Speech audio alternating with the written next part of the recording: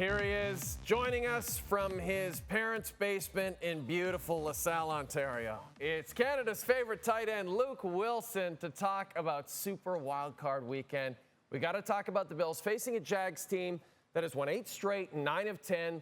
Trevor Lawrence is playing like the #1 overall pick we knew he could be. The run defense, Luke, you brought it up over the weekend. Incredible run defense for this Jags team. Bills are favored as a road team, but Bills Mafia wants to know, how confident are you in Josh Allen and company this weekend? I'm confident, Jay. I think that line is very appropriate. -1.5, very slight favorite, almost a pick 'em at this point. A turnover will kill either team. I expect this game to be extremely, extremely close. I'm talking about it comes down to one play. And that's why I'd say I'm confident in the Bills, because right now, although I would say that the hottest player in the latter part of the season was Trevor Lawrence, but when you need a guy to make one play, I have faith in Josh Allen. That being said, though, Jay, you mentioned it. You have the league's best run defense in Jacksonville versus the league's best rush offense in Buffalo. That is the key matchup.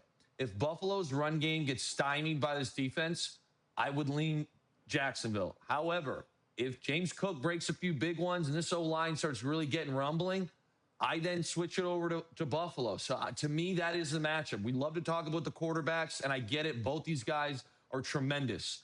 But if I'm looking at this thing objectively, Jay, it's going to be who wins the battle in the trenches, Buffalo's offensive line or Jacksonville's defensive line.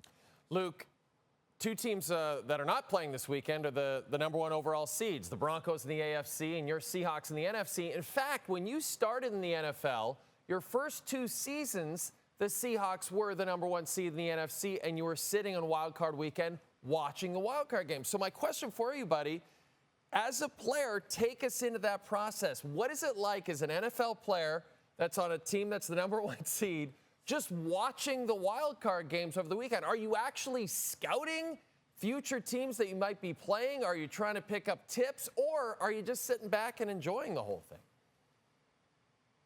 So, Jay, it's funny because I vividly remember when Pete Carroll came in and made this announcement. And the reason being is the first bye week that I ever experienced in the NFL, Pete was like, yo, get out of here. I'll never forget that. This is during the regular season.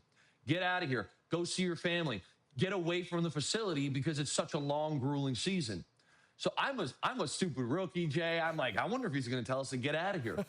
He came in on that Monday and he said to us, this is not a bye week. Guys, we are potentially 2 games away. We are 1 win away from an NFC championship and 2 wins away from a Super Bowl. We are going to prep this week. Granted, we will back off a little bit as far as the volume of work. We're going to prep this week good on good, ones on ones. We're going to get sharp. We're going to get back to fundamentals. Practice had a lot more individual periods. What I mean by that is tight ends just working alone on their technique and across the board at all different positions. We are going to get back to our fundamentals. We're going to play each other. Our coaches will scout who we think we might play, but we need to stay locked in. So he did give us some extra time off on the weekend, but it was hey, we're in there practicing during the week. We have to stay fresh. We have to keep that timing. We don't want any rust. So I would assume that's how most teams operate. This is not the time to take your foot off the gas. This is the time to realize you have home field advantage. You have 2 wins before you're going to the Super Bowl.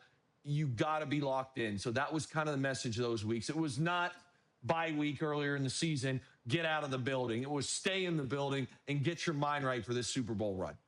Okay, a guy who's recently been told to leave the building is John Harbaugh, fired as head coach of the Baltimore Ravens this week. Luke, you had a stint with the Ravens during your career. You played for John Harbaugh. And when I heard Mike Garafolo talk about the fact that when Harbaugh called out Kyle Hamilton, their all-pro safety earlier in the year, that didn't go over well in the Ravens locker room, and that in general, the veterans had sort of gotten tired of Harbaugh's act. Curious, as someone who's actually played for Harbaugh, did that actually track with you? Did that make sense to you that that would have happened in Baltimore? Absolutely, Jay. And it's not a Harbaugh thing. This isn't a shot at him, but this is pretty much all veteran coaches. When you have been there that long, this is the reality here. I'm just being blunt. Yep. the stories get boring. The motivational lines, every coach has only so many things they can say, so many experiences they can share. And all of a sudden, when it's not attached to a Super Bowl win, and obviously Harbaugh has won a Super Bowl, but it was such a long time ago that none of these guys are around for that. So when it's not attached to a Super Bowl win in the last decade, you start to question what is going on. Why is this not working as a player? Oh, man, I've heard this story. Okay, I've heard this motivational line. It didn't get it done 5 years ago. It didn't get it done 4 years ago. It didn't get it done the last 3 years. You missed the playoffs this year in a season where everyone thought you were going to finally get over that hump. You don't even get into the playoffs.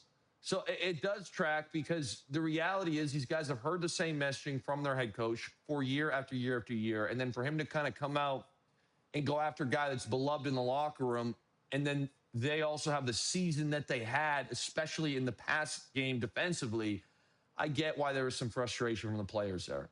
Well, Luke, this Saturday, we are back on the network following Bears-Packers, so we'll see you then. Safe drive from LaSalle into Scarborough. Watch out for those icy roads, okay?